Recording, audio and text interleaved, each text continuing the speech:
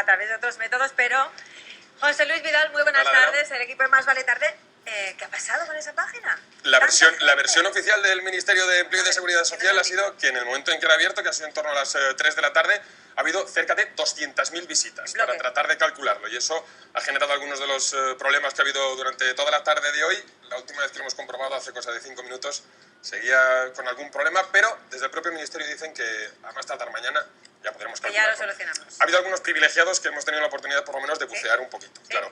Esta es la imagen que se encuentran todos nuestros espectadores si quieren calcular cuál es su pensión. La primera imagen que se van a encontrar es esta.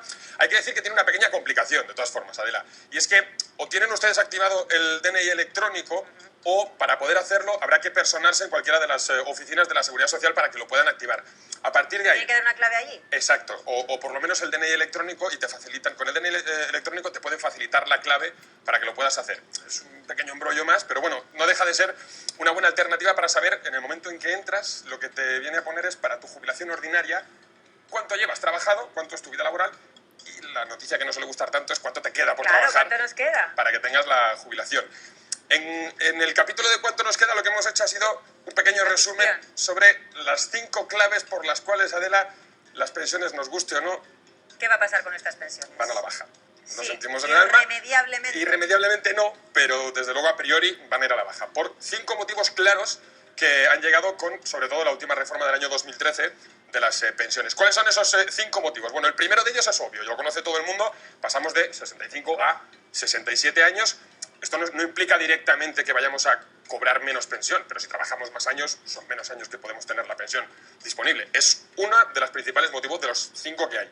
El segundo, el capítulo de las bases de cotización, que pasan de 15 a 25 años. Es decir, tú antes, para calcular tu cotización de la pensión, cuánto ibas a recibir de pensión, tenías que calcularlo sobre los últimos 15 años. Claro, se da la particularidad de que en los últimos 15 años, en la vida laboral, uno suele cobrar más, habitualmente.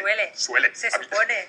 Habitualmente sueles cobrar más. Ahí lo dejo. Favorecía un poco, digamos, el hecho de que tu cotización para la Seguridad Social y la posterior pensión subiera. ¿Qué ocurre? Que con la reforma de 2013 se amplía a 25 años. Si dividimos lo que cobramos entre 25 años, claro. Nuestro pobre Ramón. Este es nuestro, sí, lo hemos llamado Ramón el pensionista, que es el que nos va a echar un cable para que podamos calcularlo. Bueno, Ramón el pensionista tiene que tener en cuenta también los años trabajados, porque ahora, para que podamos recibir el 100% de toda nuestra pensión, es obligatorio, lo que te corresponde, pero es obligatorio que nuestra vida laboral llegue a los 35 años. La diferencia, por ejemplo, que si cotizamos únicamente, por ejemplo, 15 años, que también es verdad que no es habitual, pero bueno, recibiríamos únicamente el 50%. La mitad. La mitad de esa pensión. Suele ser más habitual que se cotice en 35 años, pero según está el mercado laboral... Esto se está poniendo muy caro también. Claro, según está el mercado laboral, cualquiera trabaja 35 años, o más que trabajarlos, sobre todo cotizarlos. Otra cosa ya es el trabajo de economía sumergida, que es una parte muy importante del PIB. Cuarto punto importante, el de la sostenibilidad, es sobre todo el punto que más controversia ha generado con esa reforma de las pensiones, porque es lo que se conoce como el factor de equidad generacional. ¿Esto qué significa? Que lo que hacen es que para calcularnos la pensión nos tienen en cuenta la esperanza de vida. Y yo he hecho un cálculo un poco rápido.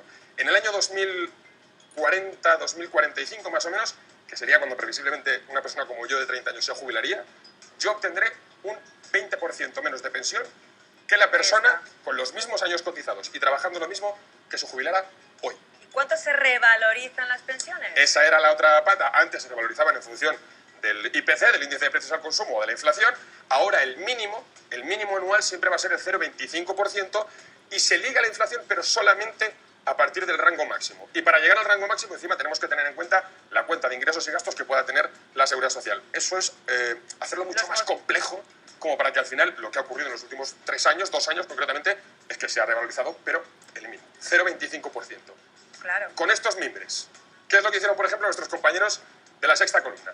Pues cogemos a una compañera que se llama Noelia, que en el cálculo de la cotización, su pensión iba a ser 1.350 euros, 1.380. Pero hay truco, ¿verdad? Claro.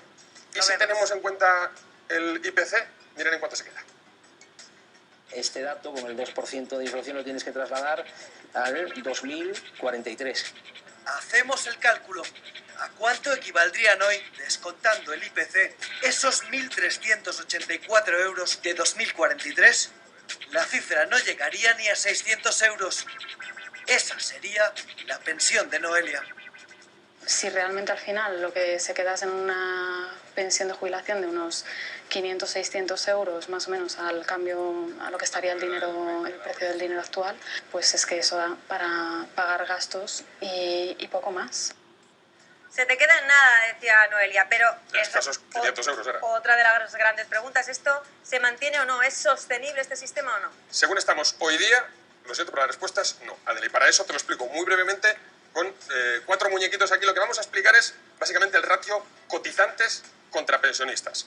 Esta situación que tienen ustedes aquí son los años, voy a quitar el vaso por si acaso, Sí. Estos son años 1970. Tendríamos a nuestro pensionista, a Ramón si quieren, y a los 4 trabajadores que se encargaban de pagarle la pensión a Ramón. Año 2015. Ala. 2,25 pensionistas que se encargan de pagarle la pensión a nuestro amigo Ramón. ¿Qué ocurrirá a partir del año 2040?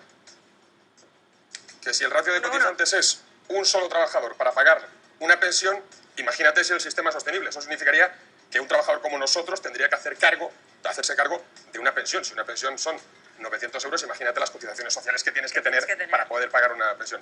Solución: o se facilita el acceso a mano de obra o hay que tener hijos. Pues anímate. José Luis Vidal, muchas gracias. A ti. Tenemos noticia de la tarde en el Tribunal Constitucional.